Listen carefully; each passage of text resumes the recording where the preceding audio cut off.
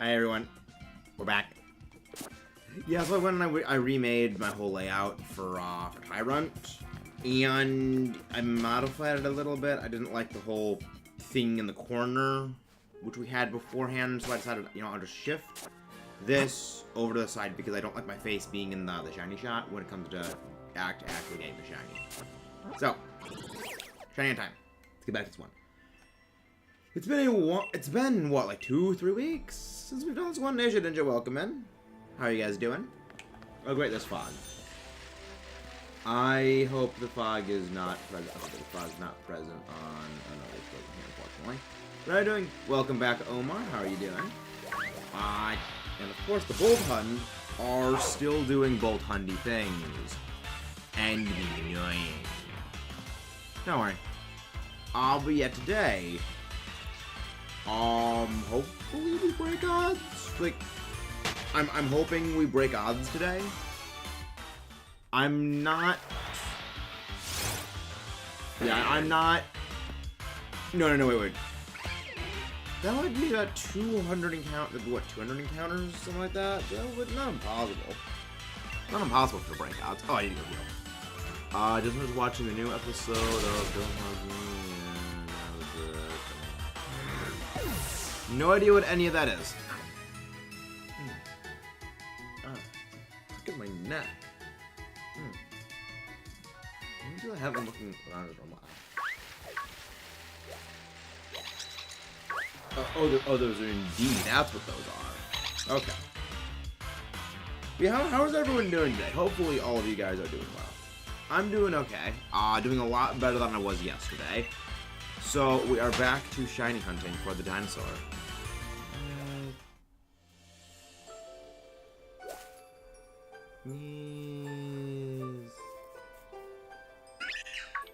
Yeah.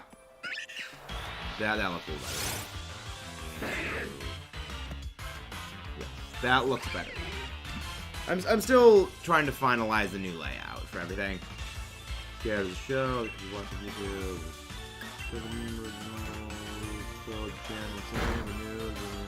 I see. Maybe I'll check it out.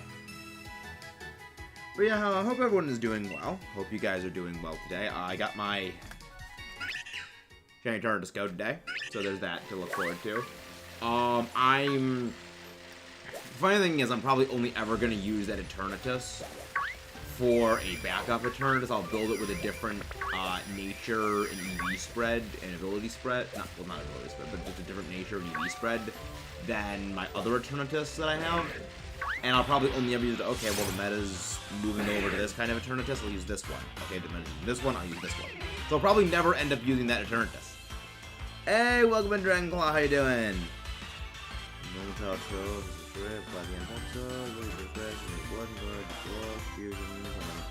So kind of like Invincible then. Curious. Because like that's one of the things about when I watched Invincible for the first time I utterly loved was, oh yeah, it seems like a fairly, straightforward box standard, guy is a superhero and his dad's a hero. Smash cut to Omni-Man literally beating everyone to a bloody pulp. I was like, okay, I have to watch the show now. This is interesting. I like where this is going. Because, like, I enjoy Invincible. I mean, granted, a large portion of why I enjoy Invincible comes from the fact it is J.K. Simmons who voices Omni-Man, and J.K. Simmons is always a delight.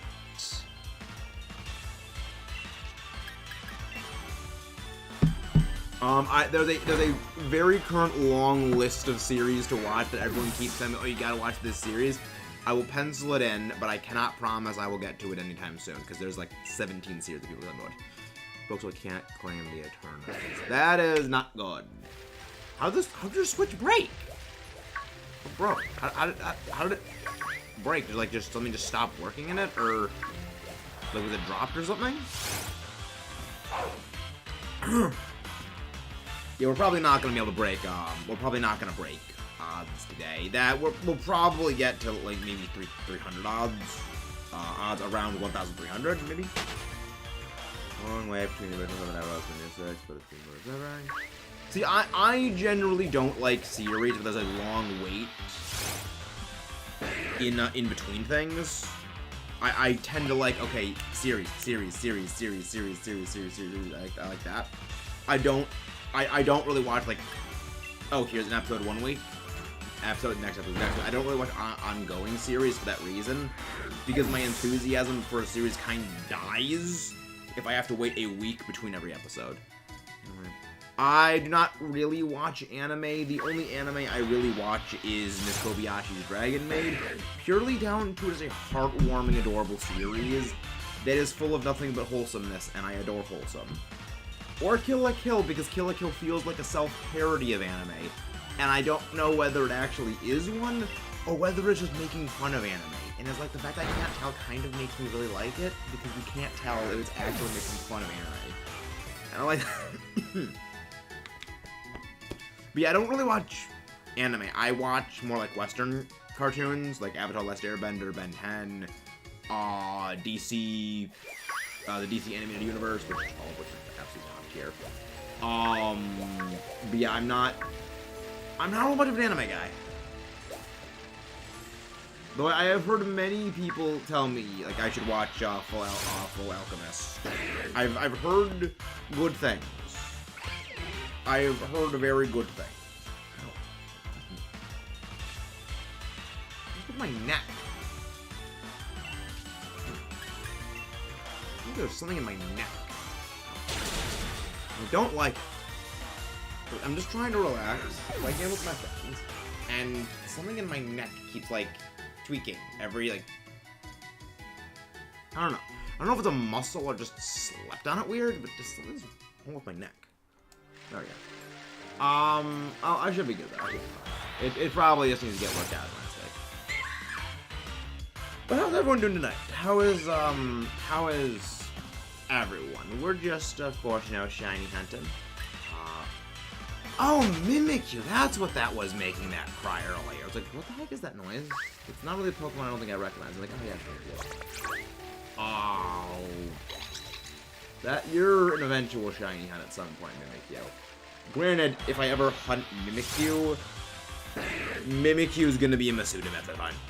Mimikyu is very much going to be a Masuda hunt, purely down to when it comes with Pokemon, I like the Pokeball style, and a Mimikyu is one of those Pokemon I would like the Pokeball style, so I would like to catch one on a very specific ball for a shiny, and I don't think that hunting one in the overworld with that specific Pokeball would work. So that would very much end up being a Masuda hunt alongside Togepi, which we still have to get to. The problem is we haven't gotten to Kirby yet. Not Kirby yet, Togepi yet. Due to, I want to try and trim down our current ongoing series. And when we finish a shiny hunt, then we'll do Togepi.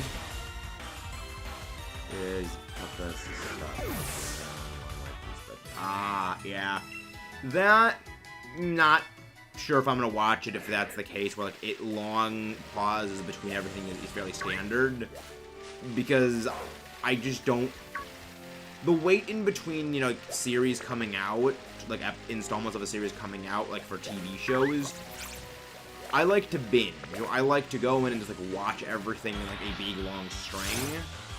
So like waiting weeks for like an entire season of something that's ongoing to finish really like curbs my enthusiasm for it. Which is one of the reasons why I do not watch any currently ongoing series. Purely down to I know my interest will completely go away if I have to wait week after week after week for everything to come out. So that's the reason why I like watching Avatar: The Last Airbender. Every time I watch Avatar, I notice something new. You know, whether it's a little more of a dark, like, yeah, that this series is even darker than I already thought it was, and I thought it was pretty dark as it is. Like, it just like things like that. I have seen both of those Dragon Claw.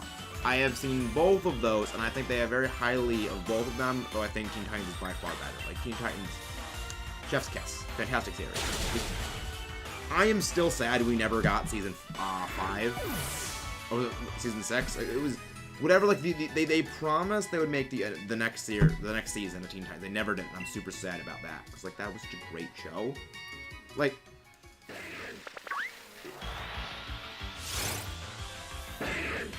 Words do not describe to put into words how great of a series Teen Titans was. It was a lot like Avatar in that it's a very dark series with a number of like very, very dark. I still say, and I will take this to my grave, that I think Avatar: The Last Airbender is possibly the darkest kids show ever created.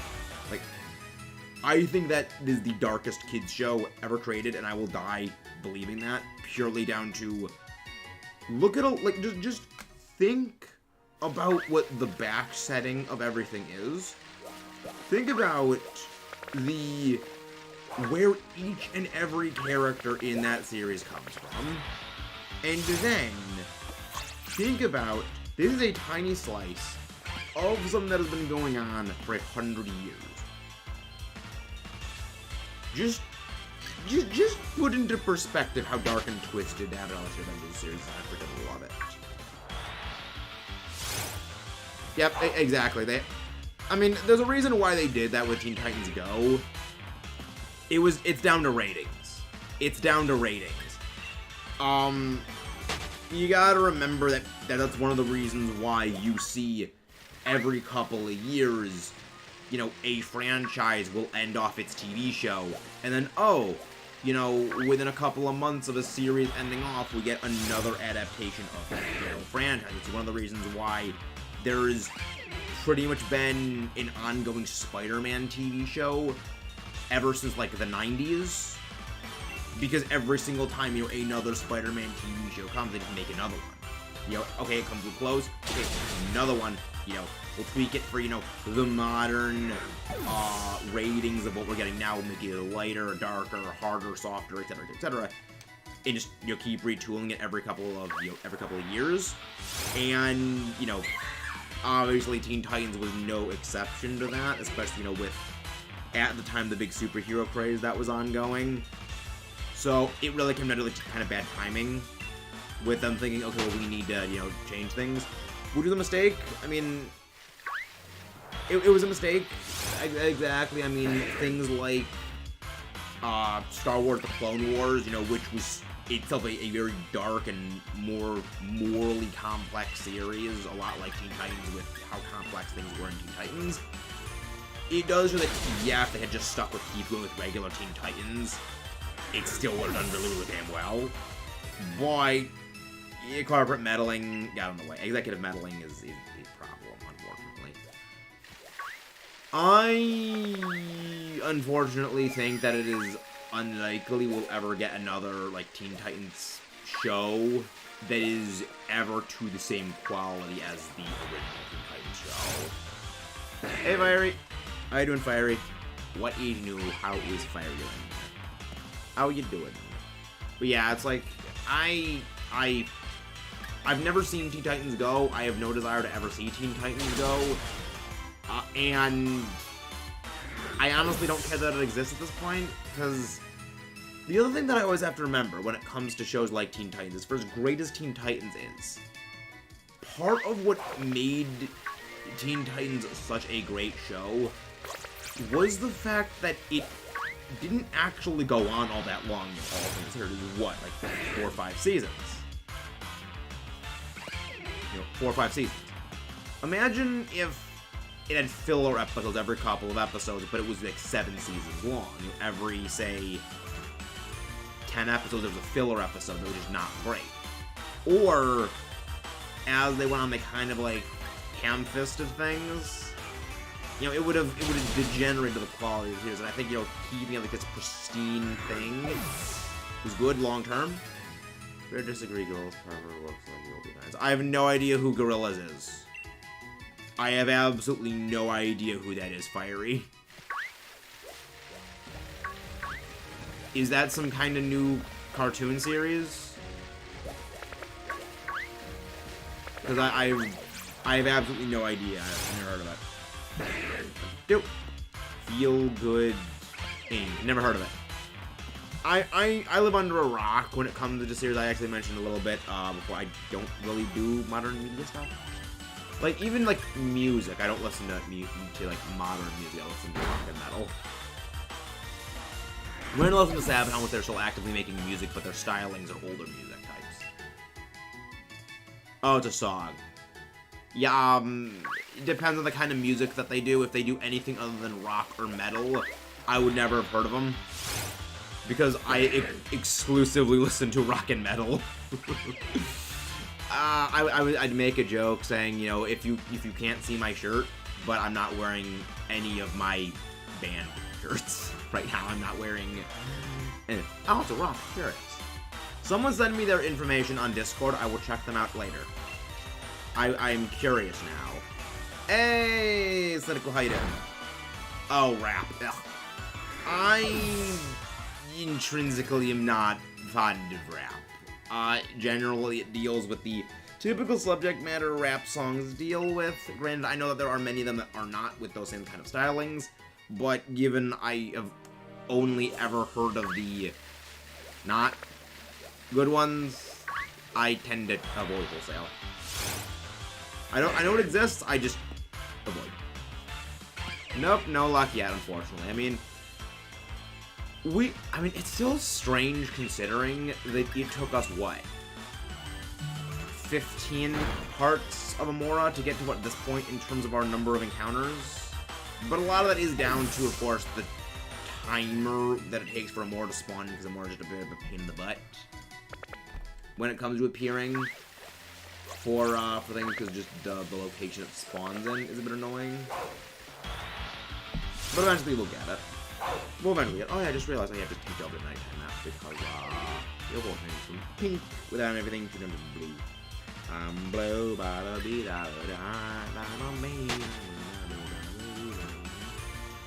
See, I don't think we will ever get the shiny until we get shiny Ho-Oh. I don't think we're gonna get it because my game is cursed. My game cartridge is cursed, and it just doesn't want to give me sparkles. My game just doesn't want sparkles on me. Hello there, welcome in here, Kaiser Brill Prudencio. That is an amazing name, and welcome and happy to have you. Hopefully you enjoy the stuff you see here, and like and subscribe for more. But how is your day going? Kaiser. Love the name. Love it, Kaiser. Thank you very much for grabbing the link, Omar. Always happy to give a shout out to any of my friends that make stuff. No Tyrunt. There's a Tyrunt. Give me my dino. Give me my little dino. Arr. I love Tyrunt. I'm hoping we do get our Tyrunt soon. Because, like, I would like to move on to future shiny hunts, as I actually was mentioning a little bit earlier in the video, because once we get this shiny, we'll be starting Togepi, and we can start moving, I don't know. I always have to go and grab links for people to pop into the stream. I always have to do it, Cyndaquil. We've mentioned this about 6 times already. I do always have to do it, my friend. Where's my dino? Where's my little dino? I know that you guys can see, like, the light from my TV reflecting onto my face and, like, reflecting into the camera. I have yet to actually figure out a way of preventing that from happening, because for those who don't know, I don't actually like looking at my computer screen, even though my computer screen actually has my actual screen on it. The reason why is just all the stuff cluttering around the edge of the screen. You know, right here above me, you can see, you know, the counter, you can see the dinosaur, you can see the face cam. It's weird looking at me in the face cam while I'm talking actively. It's kind of unsettling. Kind of like how most people like find hearing their own voice a little bit unsettling. You know, seeing myself talking in real time is a little unsettling. Because, I mean, I don't mind, you know, of course, you know, seeing myself when I am talking, when I'm, like, playing back my stuff, when I'm editing things. Because it's not live when I'm doing it then. But when it is live, it's a little weird for me. So I like to look at my TV screen. Problem is that my TV screen is large enough and sometimes it's bright enough where, like, the actual light reflects onto my face and reflects off into the camera. You guys can just see if I like that. By streaming lightly, but have much time to get said about it. Yeah, That's the same thing with me. That's one of the reasons why when I was sick with COVID, I was just kind of in a big depression. It was like, I miss talking with you guys so much. And just not being able to interact just makes it feel like I'm just trapped in a giant cell and just can't do anything. And now that, of course, you know, being able to talk with you guys, like, it was great to be able to, the stream yesterday, I could talk with you guys, was just great.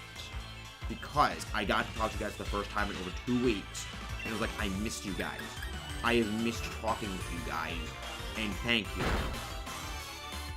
And it's just great being back with everything. Hey, Rabbit. Yeah, like, it is good being back and being able to stream and make stuff again. It is, like, it is a highlight of my life to be able to interact with you wonderful, wonderful human beings. Nice slash the thing. And I think we got good on all fronts right here.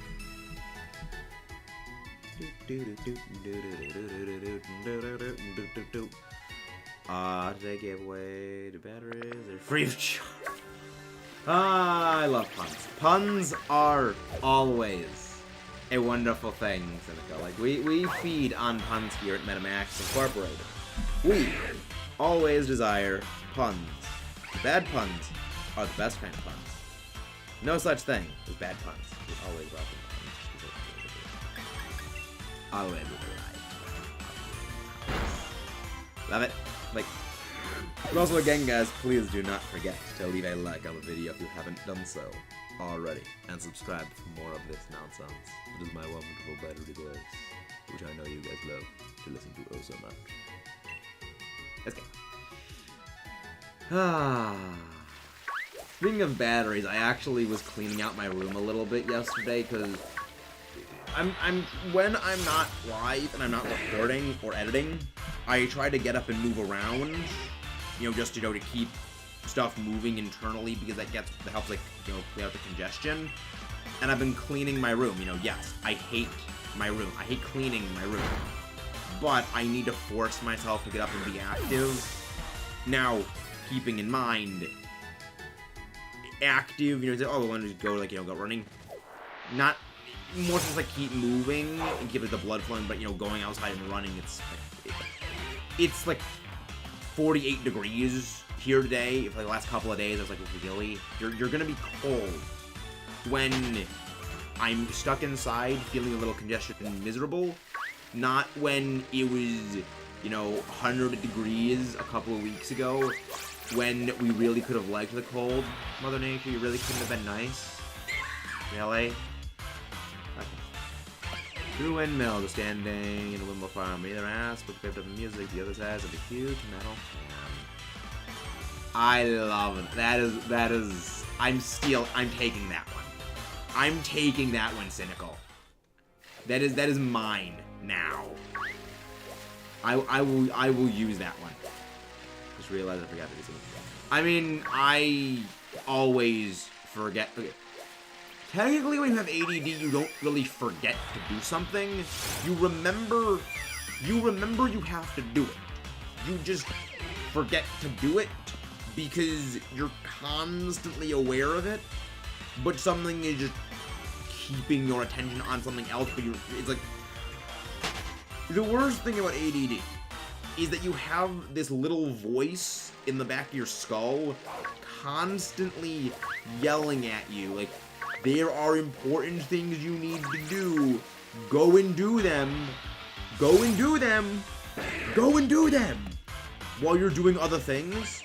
So you can't really enjoy the stuff you're trying to enjoy because you're constantly being reminded of, like, yes, you still have other stuff to go do. But you never end up doing it. And it kind of nags at you and just eats away the back of your skull. I hate it. Photograph, make camera, I got home with a dog. Yes. Doggo photos are always good. I mean, it was not pleasant. My COVID was not pleasant. You know, the violent chills, the generalized miserableness of a stuffed up head wanting to just do nothing, but just lay down, but everything kind of also hurt as well when I moved. So, like, I didn't really get the taste loss. Granted, you know, I didn't know, like, the water tasted a little bit weird to me when I was drinking it, so, like, it could have been, like, the taste getting a little bit affected. I couldn't smell anything anyway, because, you know, my nose was all stuffed up, so loss of smell was just kind of tangential, because my nose was stuffed up anyway, so smell was kind of irrelevant. But yeah, I just wanted to do nothing but lay down and sleep the entire time, and that was the worst part, because I just came back from visiting my dad, and I was really wanting to go and stream and, you know, get back to seeing you guys. Then, slap in the face, COVID. No, you will not be able to do anything you want. You will sit here, not do anything, and be sick for the next week. So suck it. I hated the worst part. Like, the worst part of being sick wasn't even the feeling of being sick. The worst part of it was not being able to do anything with you guys. More than anything. Which is weird, but at the same time, when you're not feeling great and you really miss interacting with your friends, it exacerbates how worse everything is. So, oh my gosh, this is so fun. Yeah, doggos are always good. We love doggos. I have a doggo, so we love doggos. Doggos are good. We do not deserve dogs as humans. They were our greatest invention, but we do not deserve them. Duraludon. We will swap over to the Duraludon. No. No, Boltund, leave me alone. I love how we're talking about dogs, but no, I'm just running away from Boltund. It's like, shiny hunting in the Isle of Armor, Crown Hunt in Isle of Armor would be so much better if Boltund was not even here. Hey, welcome back, AJ. How have you been? How have you been, Mr. AJ? Hope you're doing well. We're just shiny hunting a dinosaur dragon right now, and it refuses to pop in for us, even though we are under odds. I am betting that this one is going to go over odds, purely down to... We got a Mora under odds last time. I'm willing to bet that this one's going to go over odds purely because my luck is that terrible. And because the dinosaur actively wants to spite me. So screw you, dinosaur.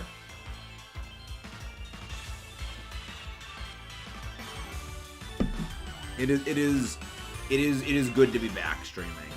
Oh wait, Duraludon's out of moves. Oh. It is very good to be back. You have no idea how good it feels to be streaming again.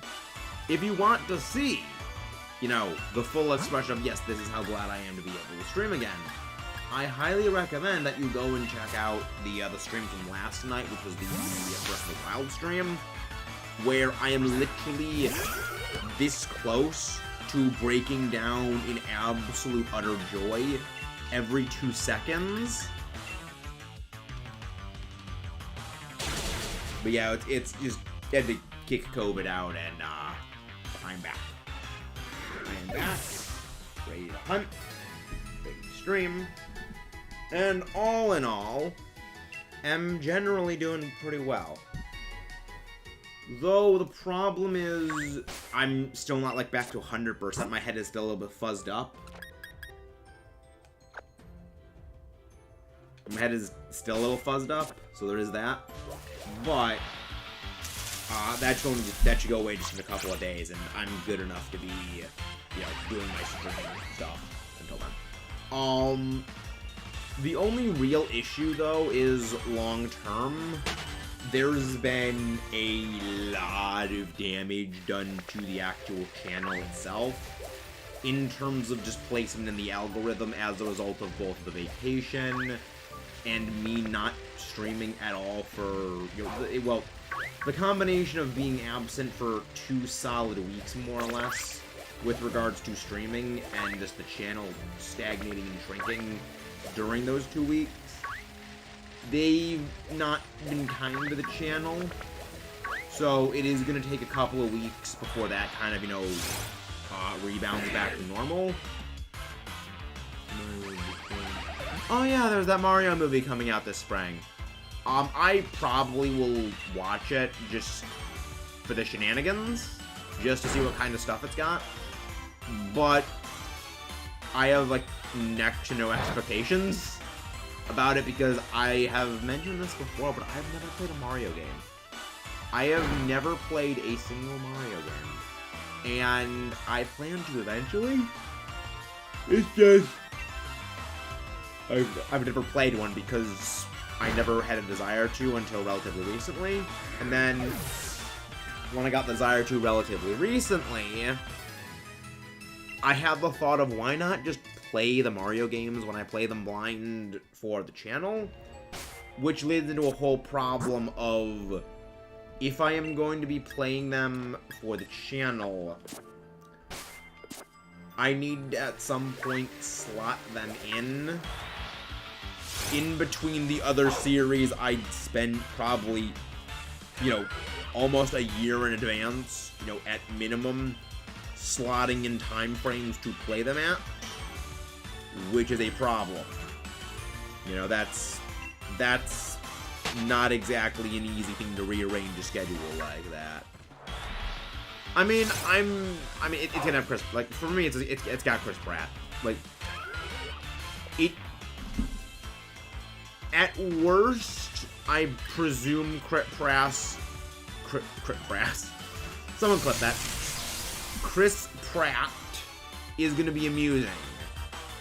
So, I think that at the very least is a small modicum of consolation. Even if the movie isn't great, you'll still have, there'll be a ton of Chris Pratt memes that I know will circulate as a result of the movie. So I'll take solace in knowing that. All in all, though, I have no expectations about the movie. I have absolutely zero expectations on that movie, purely down to I don't know a dang thing about Mario. I have never seen a single piece of I've never watched a Mario, I've never played a Mario game.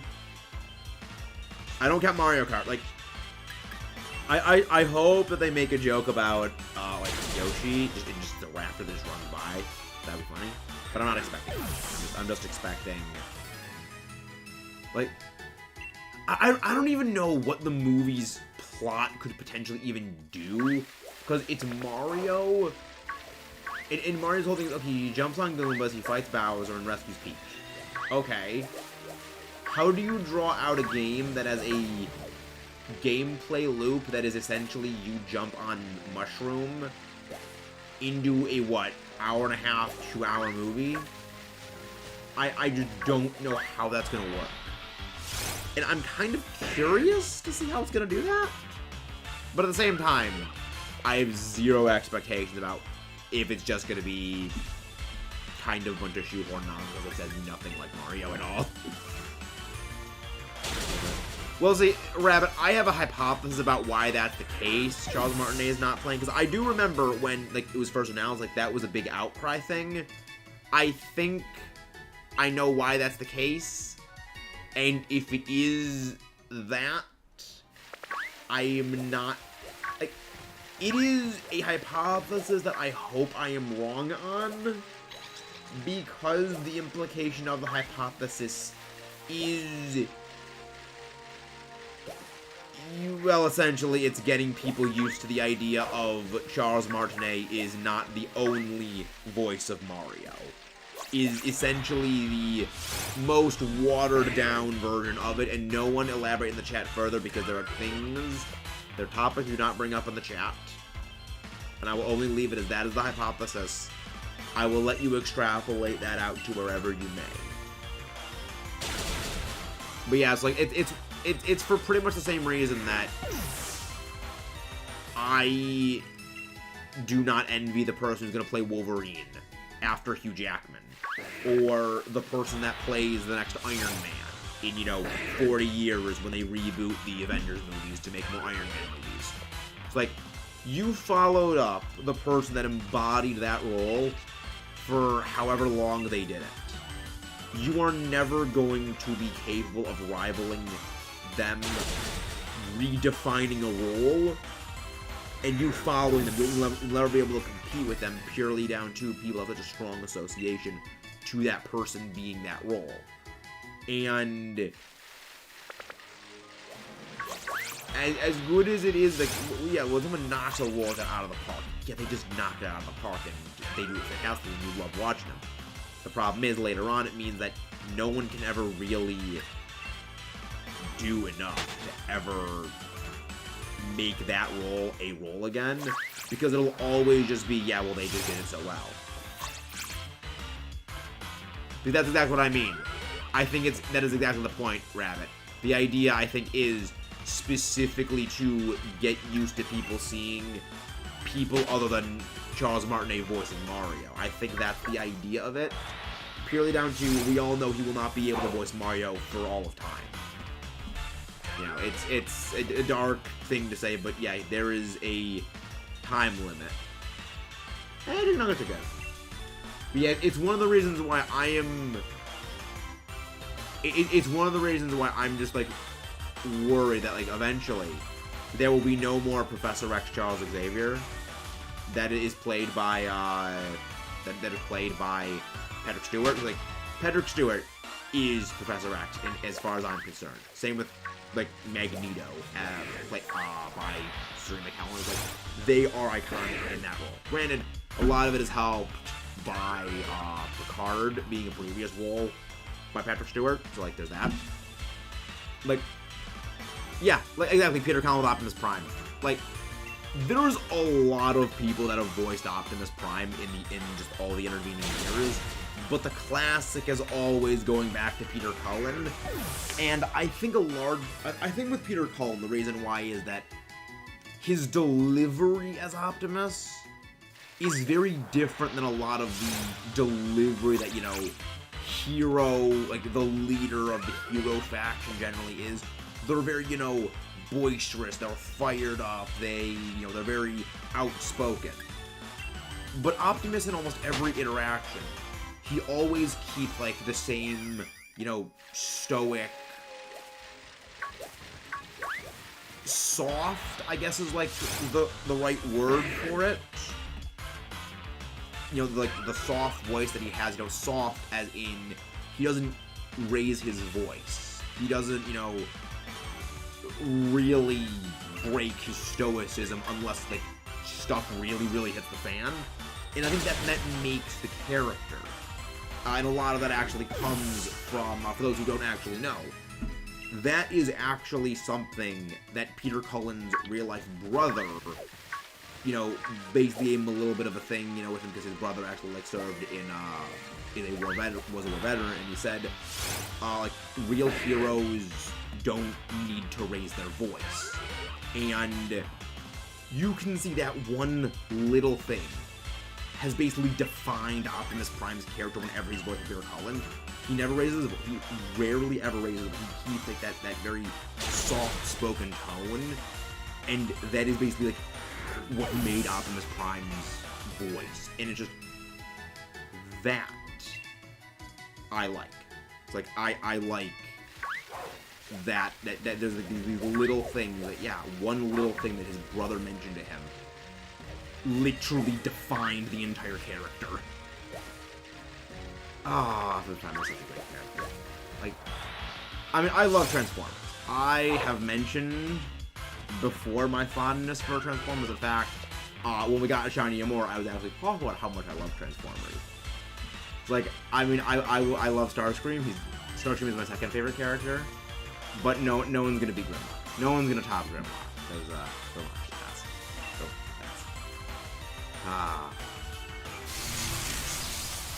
I just wonder when we're gonna get another Transformers movie, mainly down to, like, the idea of, like, the summer blockbuster has kind of taken a back seat for several years. You know, of course, you know, since COVID hit, you know, movies have not really been generating as much as again. We saw the Marvel movies can bring in people, because, you know, they're Marvel. They call a magician who's lost their magic. Ian, That's not bad. That's not bad. That's not a bad one. Yeah, so new topic. What are cartoons that you guys enjoy? Not anime, cartoons. So like, you know, cartoons, not anime. I always like to see, like, are there old cartoons that you used to watch when you were younger that, like, you still go back and rewatch today? Because I do that all the time. That's primarily what I do when I'm not either watching Dark Docs, Sabaton History, or listening to Sabaton itself, or listening to Kirby music, because Kirby music, they go so hard on Kirby music. Like, you don't need to go this hard on song about a pink puffball that literally swallows planets for breakfast, but they do. I freaking love it. Did a boomerang 3 years ago. Now I live in constant fear. Yeah, Sokka is much the same way. Avatar: The Last Airbender is such a great show. Again, one of the reasons I love rewatching Avatar: The Last Airbender is purely down to I watch that, like, I will crack open that series every couple of months, and I will notice something I never noticed before. Like, either like a look a character makes, a new way of viewing a line that someone says. It's like I will always notice those. And like, the fact that I have been watching this series consistently on repeat almost every 8 months for the past 6 years, and I still notice new things, astounds me. Like, the other thing is that when you really think about it, Avatar is not that long of a show.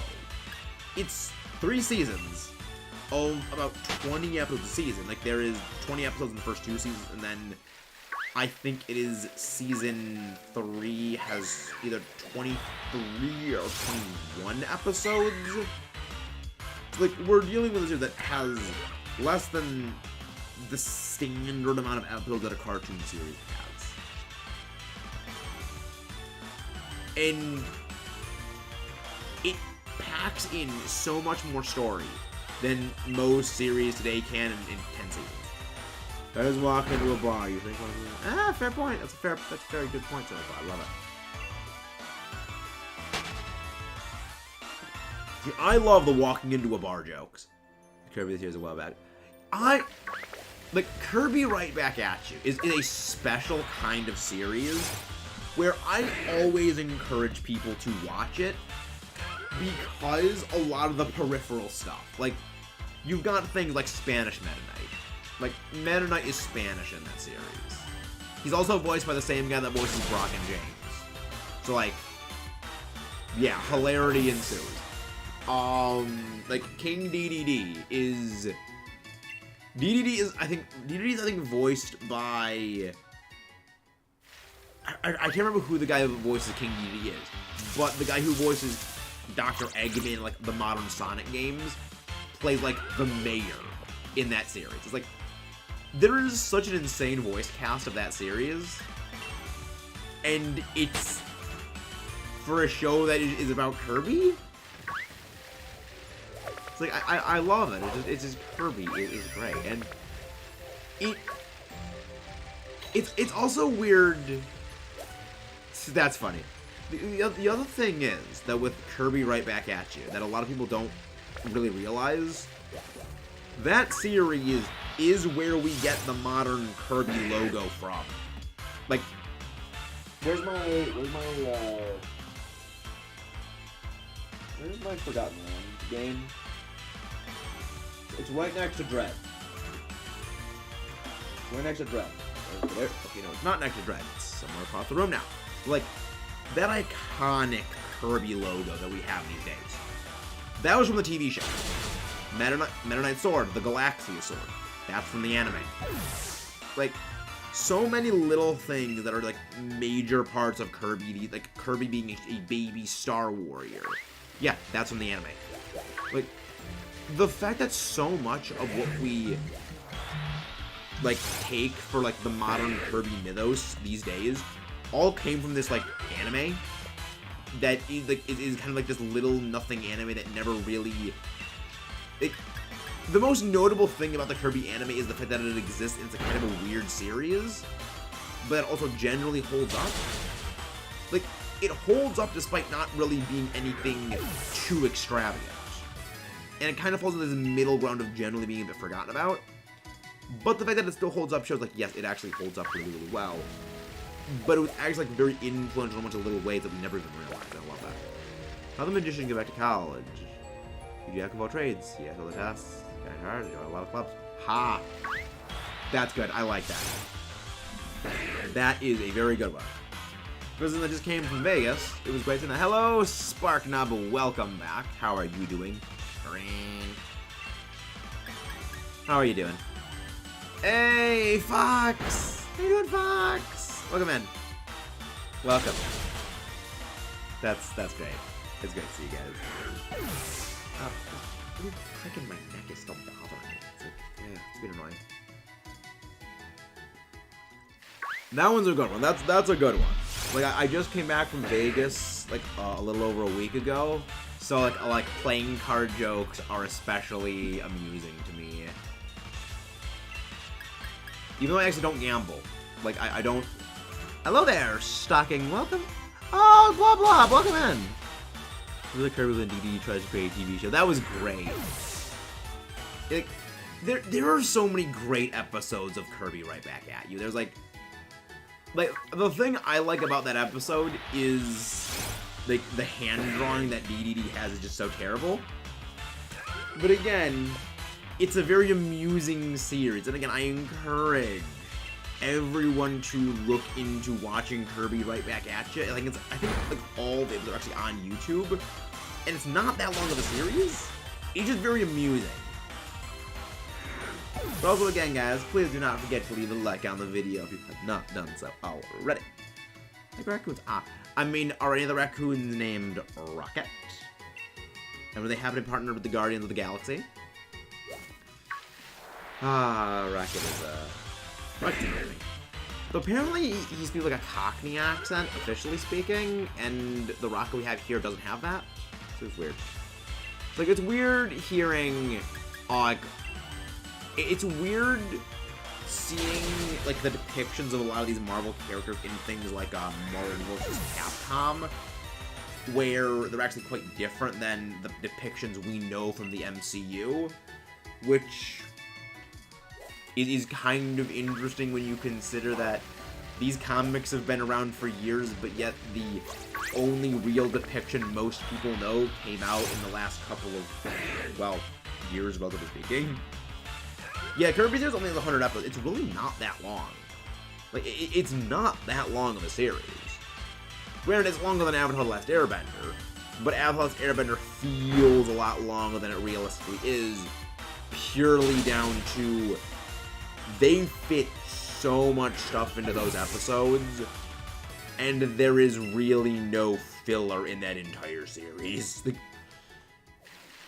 Like the fact that Avatar: The Last Airbender is barely over 60 episodes shows this is how fast a series moves if you don't have filler.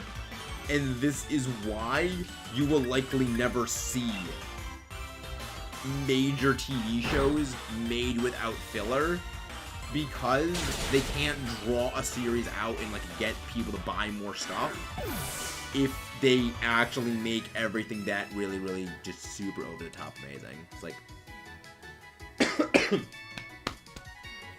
like, the fact that there is only really agreed to be 1 or 2 bad episodes in the entire Avatar: The Last Airbender series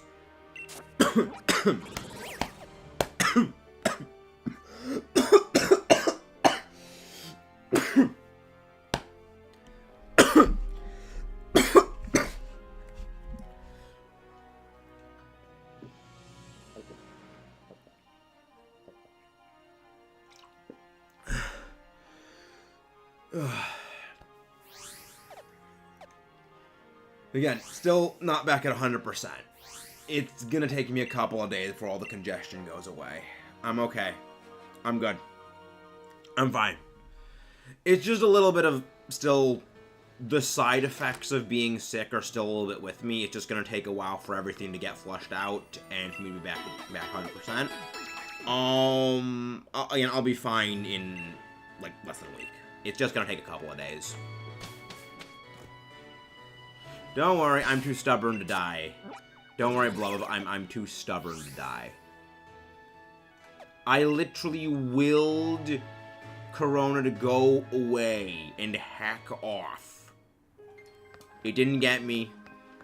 It didn't get me, and it won't get me. Hey, Angel. How you doing, Angel? Well, yeah, we're probably gonna go to maybe...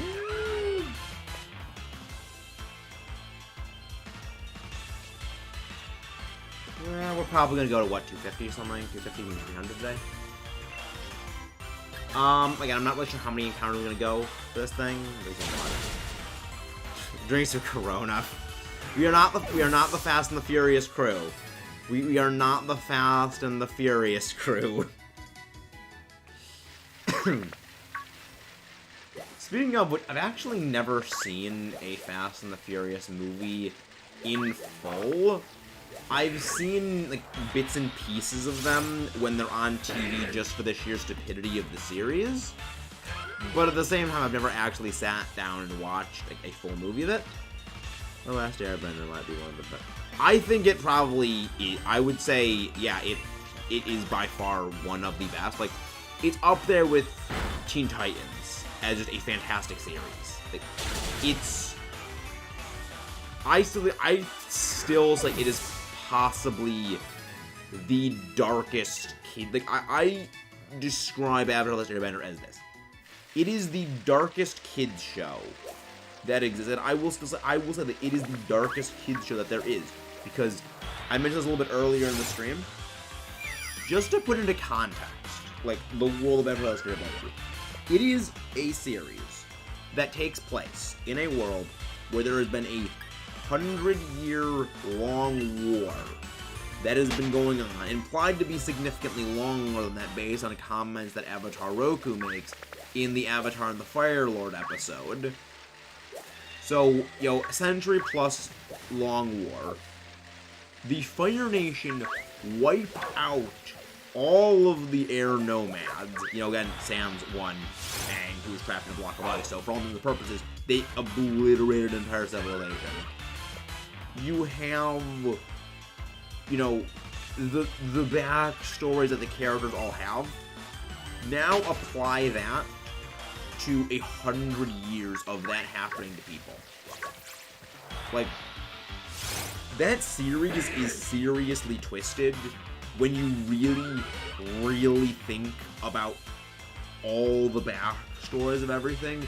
And it gets even darker when you look into, like, the past interactions of, you know, there is a very well-explained number of reasons why Ozai is such an absolute dickhead to Zuko, which make things even darker. It's like, that series is so beyond dark, and it really doesn't pull any punches when it comes to when it wants to make things serious. It makes them serious. And it's just the fact it can do that while also at the same time, you know, generally being lighthearted and quippy astounds me. I'm not the biggest fan of Legend of Korra.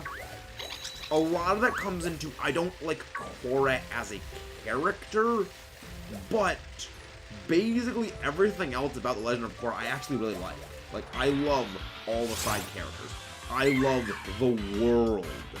I like most all of the antagonists, like, the idea of them. Really, aside from, Unalog, I don't really care for him. I think he was lame and tacked on. Like, sure, you got Giant Kaiju Punch Fest with him, but we didn't need a Giant Kaiju Punch Fest. But most of my issues with Legend of Korra really come down to I just don't care for Korra. I really just don't like her. And I just don't like her personality is like just far too abrasive for me. And I don't know, she's just arrogant. I don't like I like, you know, boisterous, brash characters. Like I love like Grimlock is one of my favorite characters. The reason why is because Grimlock, it's not boasting when you turn into a giant robot T-Rex that can breathe fire and literally can fist fight Megatron and Optimus Prime, who are two of like the heaviest heavyweights in that series. So when you boast, you can back it up. But Korra kind of gets her ass kicked every couple of episodes.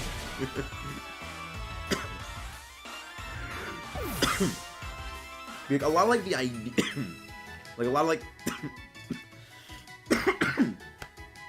a lot of like the ideas that Legend of Korra has, but like the furthering of technology, like even like the motivation of many of the antagonists, I really love it. I really love that. Welcome back, Mr. Spark. Welcome back. I've mentioned this a couple times. Like I have an interest in like history, and seeing, oh yeah, like for me the first thing that was weird was like, okay, how the heck did they get from like Avatar, The Last Airbender levels of technology to literally having biplanes in, you know, this time span? And then I looked, well, the difference in time span is what, like 50 years? Like 50 or so years? Look at just how far, like, technology in real life has come in the last, what, like 50 years? Like, it wasn't really much more than 50 years ago that we went to space for the first time. And now, like, the statement I've seen is that there is more technology in our smartphone than NASA had at their fingertips when they flew the space shuttle even the first time. So, going from airships, you know, like the primitive, you know, airships the first time, like you see in the Last Airbender, you see the invention of submarines. You see the invention of an air force, you know, blimps. When you don't have, you know, a massive war going on, you know, you can develop that technology, you know, significantly quicker. And especially in a world where there's non-benders that, you know, might see the future coming of a fight against benders, technology is the way to equalize it. So it's like, yeah, that actually makes sense. Like, you think about it, you compare the time span between, say, the American Civil War to, you know, World War I. It's a huge leap of technology. And, you know, into the whole, you know, time of that, you know, around that World War I, World War II time perspective for Legend of Korra, you having biplanes makes sense. They have, like, that makes sense. It's like, I like that. It's like, it actually is progressing a little slower than our actual technological pace, and I really like that. Because, like, it's also kind of when you think about it like this. Pretty much the time frame that the Avatar Last Airbender then is pretty much like the time frame of technology that Legends Arceus exists in. It's weird to think about it like that, but yeah. Legends takes place in, like, the 1800s. Legends takes place in, like, the 1800s. That's actually when it does take place. It takes place in, like, the mid to late 1800s. It's not anything like, oh yeah, like 2,000 years ago. It's literally more like 120. It's literally more like 150 years ago more than anything.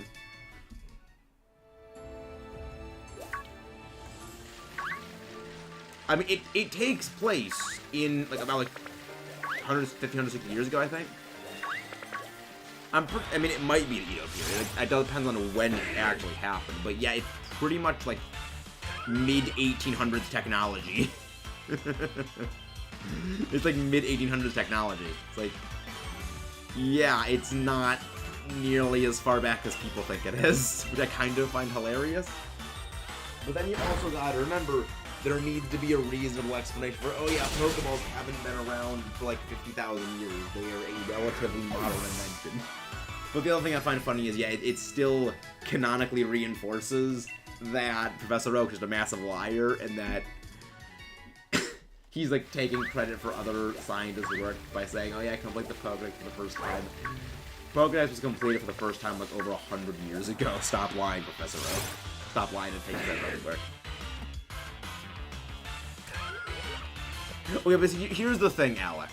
Here's the thing. I imagine Drayden could will himself to be immortal. Like, with a man with a beard that manly can will himself to persist forever.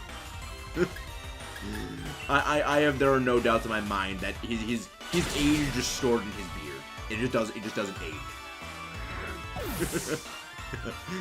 Also, a fun fact. Drayden is voiced by Dr. Eggman.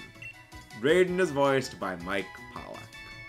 So, yeah, if I have to be cursed with that knowledge of knowing behind that beard is Eggman's face, so will all of you.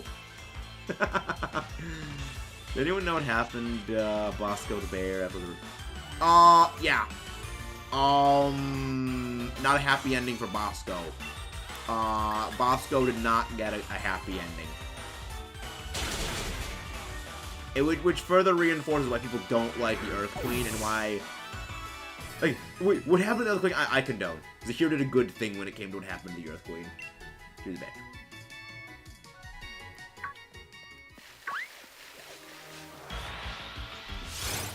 Like, positives to come out of Legend of Korra. Bolin. Bolin is a good and wholesome being. Bolin is a very good and wholesome being. Like, again.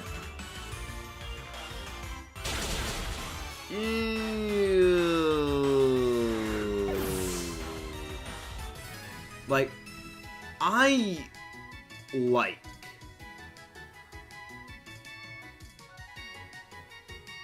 really do like.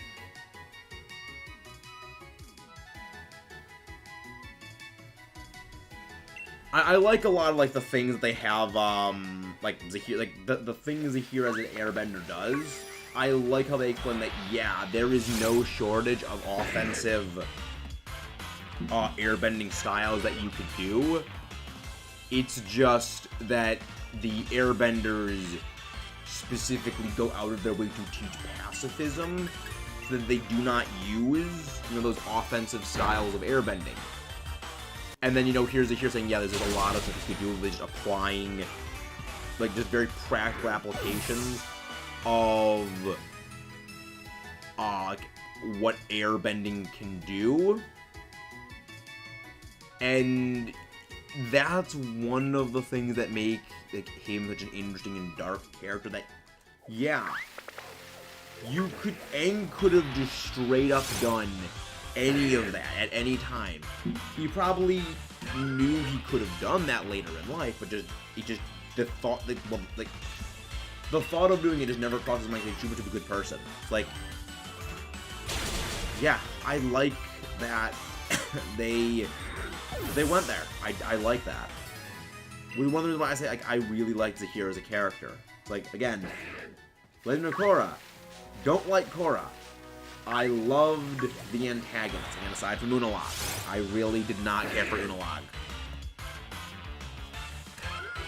Yeah, no one liked the Earth Queen. Everyone hated the Earth Queen. She deserved it. Because, like, he just fly. It's like, yeah, there's a lot of Earth, air nomad teachings that, you know, we probably don't have a clue about them because they're just too pacifist to use them offensively. And again, I like that Legend of Korra doesn't pull punches when it comes to certain things like that characters can do in that series, like not diminish their threat. But at the same time, there's no real, like, unifying overarching bad guy in, like, the same way as, you know, for that. But of course, it goes into, like, different kind of world then. I'm on the phone. That's good. Like, Amon is interesting. Amon was, like, for me, it was like, hearing his voice alone showed me as, like, yes, I will take this is a serious antagonist. That is very cold, deliberate way he spoke is chilling. Yes, Steve Blum is amazing. Like, Steve Blum is just absolutely fantastic as a voice actor. Like, again, for me, the highlights of Legend of Korra are the antagonists, the voice cast, which, like, I'll be honest, I only continued to watch that show because J.K. Simmons was in it. Like, I always called it Blum. I always had it Blum, like, I always read it as Plum with a B. That's how I always read his name.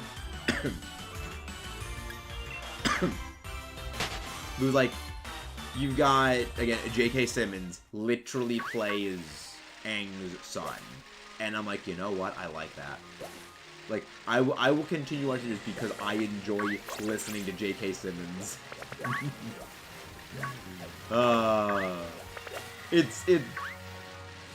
Again, Tenzin is a treat. But so, like, Bolin is a precious cinnamon roll, and we all love Bolin. And the Fire Ferret is adorable. I need photos of Spider-Man, exactly. I mean, to be fair, the way the metal bending police force they swing around pretty much mirrors Spider-Man. So, yeah. So fire was lighting, earth was metal, water was blubbering, air was flying. Pretty much. Pretty much. Though here's the thing that I never understood. Why is it that they don't just... like, realistically, the most powerful bending in the entire series is earth bending.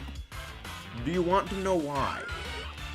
Because if you literally control the thing that everything we use is based on, you basically control the entire world. Like, okay, open up a giant fissure in the ground, swallow things up, crush. You're done. You lose. You instantly lose. Which is one of the reasons why I highly doubt that the Fire Nation could have actually beaten the Earth Kingdom. Like, it was a stalemate for 100 years. Because again, they are fighting on the ground. They had not developed airships yet. Like, the fact there was fighting going on for 100 years when everything that we stand on is rock, you don't win. There is no... Unless they just stayed in water the entire time, there's no way to get waterbenders. Like, you get waterbenders and you get earthbenders. You are literally unstoppable. Hey, Raphael, welcome in. I mean, you're true that it would be boring. Boring, but practical. To quote one of my favorite TV tropes. Like, granted, I love most of TV trope page names, but boring practical is one of my favorite page names. But how are you doing, Raphael? How are you doing? Moses is like, well, yeah, it's like, you only see the super overly flashy stuff in cartoons. You never see the boring practical. Like, oh, I can control fire. What do I do? Oh, yeah, I just use it to cook food. Like, yeah, that's the simple, boring way. But you know, it freaking works. So why question it? I love it. Theoretically, wouldn't airbending be the strongest since the element is weather? Yes, that is true, but if you wear, like, a breathing mask... Well, the other reason why is that when it comes to airbenders, they are not trained to use, like, lethal things. So, like, that's a bit of a problem. They're basically... That's a fair point. But the other thing also is, like, okay, you try to blow someone away. Okay, we'll just wear weighted boots. Like, you just wear these really heavy, big metal boots, and they can't blow you away. So they can't really, blow you down with, wind. And you can somewhat, avoid things like waterbending. Yeah, like, they're holding back. But the other thing is, it's not really, I mean, I wouldn't really say it's holding back if you never actively consider the possibility of using something for another, like, purpose. Like, if you never consider the possibility of, wait, I can control water. That means I can control ice. I can turn all of this water into giant ice spears and just fling them at you. If you never really consider that possibility, does that mean you were holding back when you were fighting? Even if you were fighting at your absolute hardest? Or does it mean you just never considered it? I wonder how to be the strongest. I mean, yeah, Magneto. But like, look, you could literally just be Magneto. Which is literally what the metal bending police force uses. Because they just use metal. They just use metal. Like, magnets are awesome. Magnets are awesome. X-Men, welcome to die. Like, magnets are good.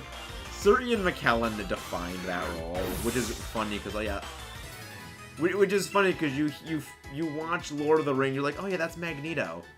Like, you can always tell what series someone saw first, whether it was Lord of the Rings or whether it was X-Men, by who they instantly, like, see Sir Ian McKellen. Like, oh, when they see Sir Ian McKellen they're like, oh, that's Magneto. Oh, that's Gandalf. You can always tell which one then they saw first.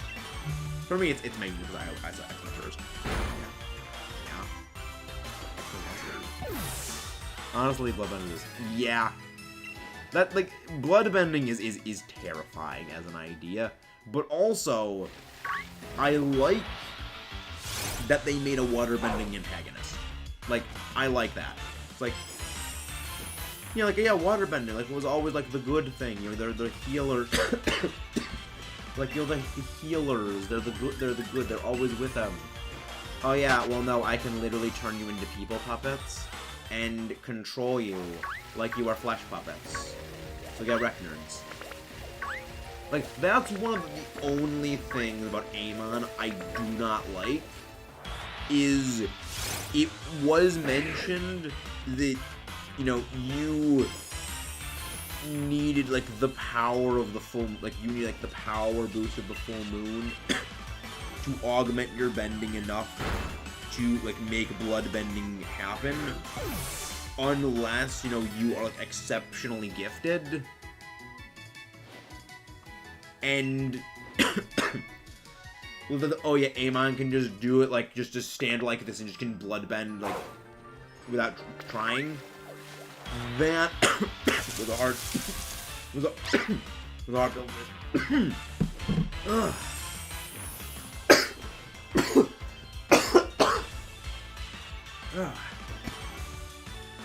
God, I hate this.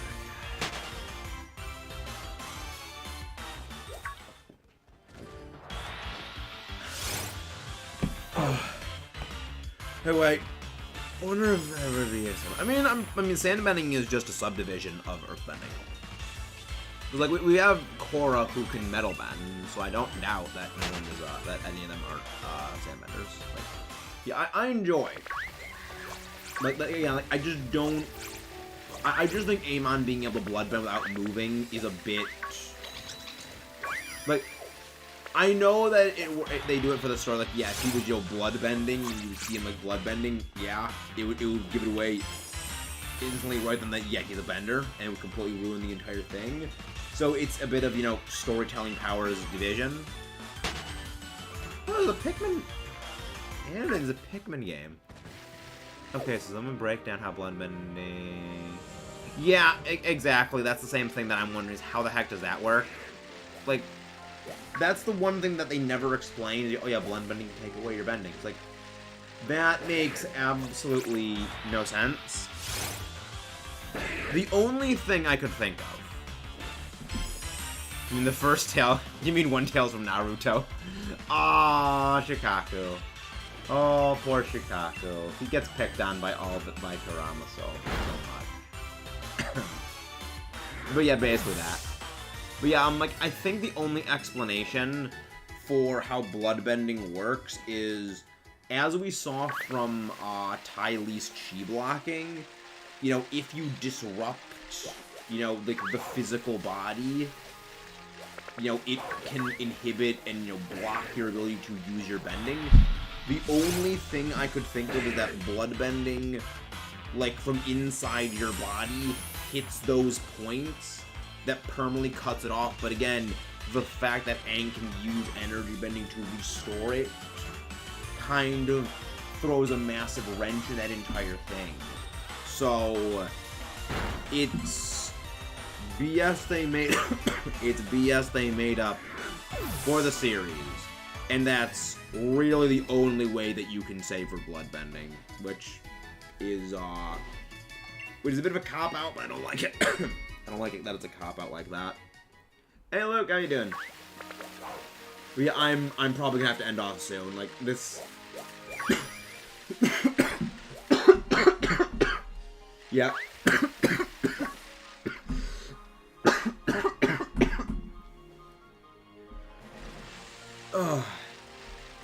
Yeah, okay, I think this is gonna be our last encounter.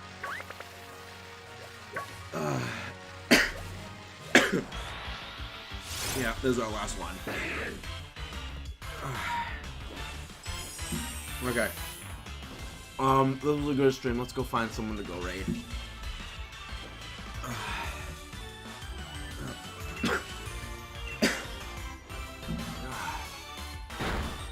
Oh, bro.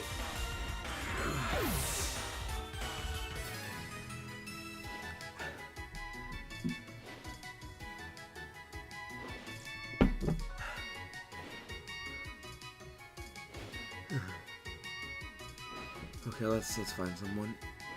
Let's find someone to raid.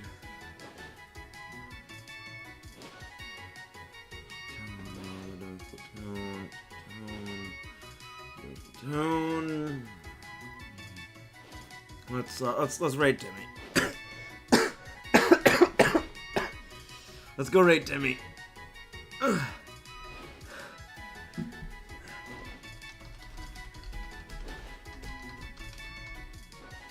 see you guys tomorrow. Hopefully I'm feeling better. Yeah, hopefully I'm feeling better as well. I don't like not being able to stream as long as I used to. I really hate it. But I do love streaming with you guys. But if I'm gonna be coughing the entire time, it's really not enjoyable. I'll see you guys next time.